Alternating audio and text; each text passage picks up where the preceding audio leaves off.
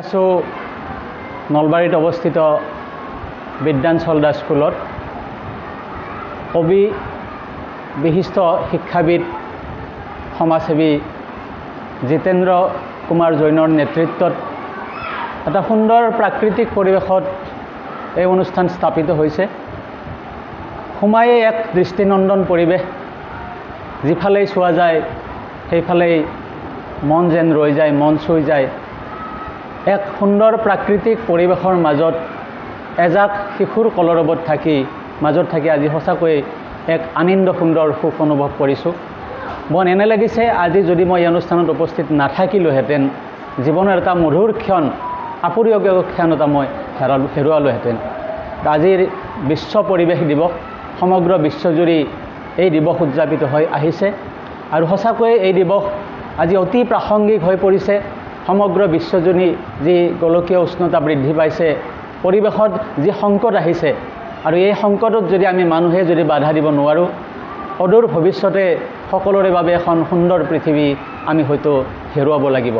গতিকে এই দিৱসৰ যোগেদি মই আহ্বান জনাইছোঁ আটাইলৈকে বিদ্যাঞ্চল স্কুলৰ যোগেদি, যাতে আমি প্ৰত্যেকেই এই দিৱসৰ লগত সংগতি ৰাখি এই দিৱসৰ তাৎপৰ্য নিজেও বুজোঁ আৰু আমাৰ কনিষ্ঠসকলক বুজাবলৈ চেষ্টা কৰোঁ।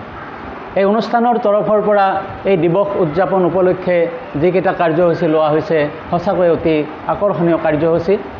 এই বিদ্যালয়ৰ বিভিন্ন চাৰিটা হাউচ আছে।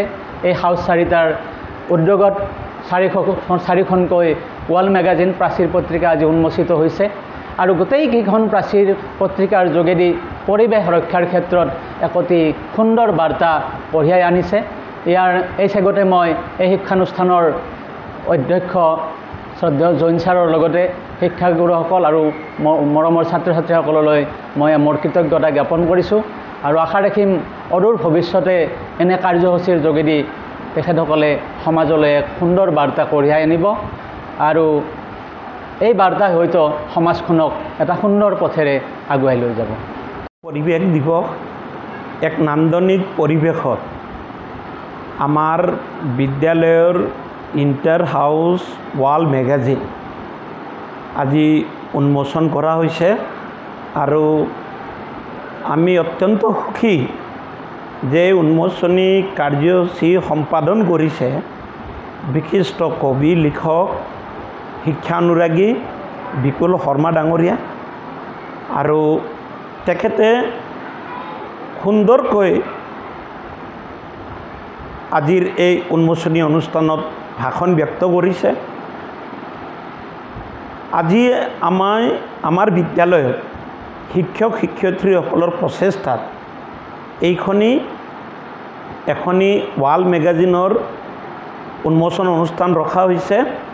ছাত্ৰ ছাত্ৰীসকলে অংশগ্ৰহণ কৰিছে, কষ্ট কৰিছে আৰু লগতে আমি চুগাৰ টেবল এখনো ইয়াত স্থাপন কৰিছোঁ, ইয়াত ৰাখিছোঁ, যাতে ছাত্ৰ ছাত্ৰীসকলে চুগাৰ কিমান পৰিমাণৰ ল'ব লাগে, কিমান ল'ব নালাগে বা কি বস্তু নাখালে ভাল হয়, তেনেধৰণৰ সজাগ সচেতনতা অনাৰো ব্যৱস্থা কৰা হৈছে।